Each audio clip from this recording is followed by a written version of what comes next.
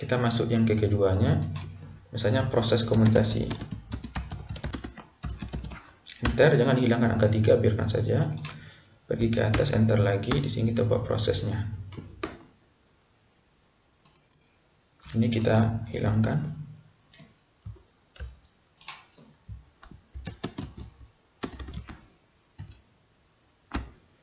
Nah, ini alinea dibuat lagi, tab sini. Nah, di sini akan ada dikemukakan oleh para ahli. Kita enter. Nah, berarti sini ada poin-poin lagi. Nah, tadi poinnya sudah huruf besar, sudah itu angka.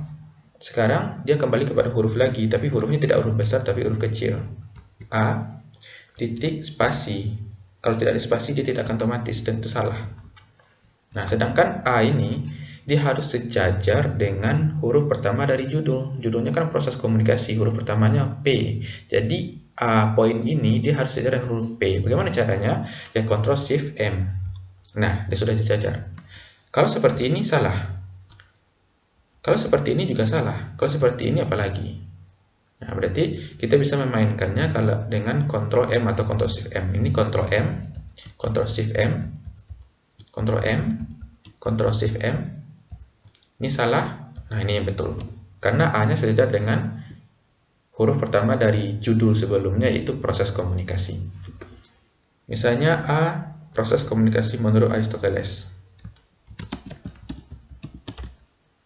Enter, dia otomatis akan keluar huruf B. Nah, jangan dihilangkan. Kita naik lagi ke atas, ke ujung Aristoteles, kita enter lagi. Nah, kita backspace saja B ini, maka C di bawah berubah jadi B. Nah, di sini kita mulai lagi menulisnya. Kita ketik lagi.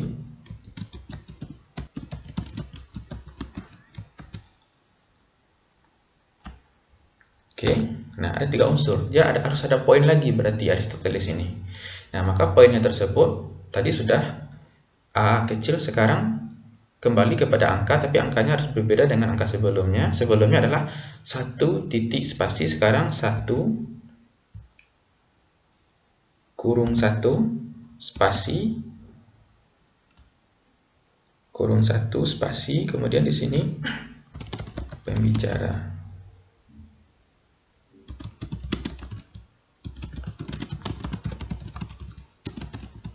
Enter, buat 2.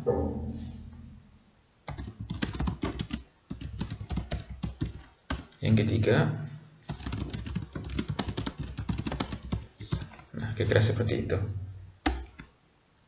Kita hilangkan keempat. Jadi di sini satunya ini, 1, 2, 3-nya ini harus sejajar dengan huruf pertama dari judul sebelumnya, yaitu Aristoteles. Huruf pertamanya A. Jadi angka 1, 2, dan 3 dengan kurung ini, maka dia harus sejajar dengan huruf pertamanya A.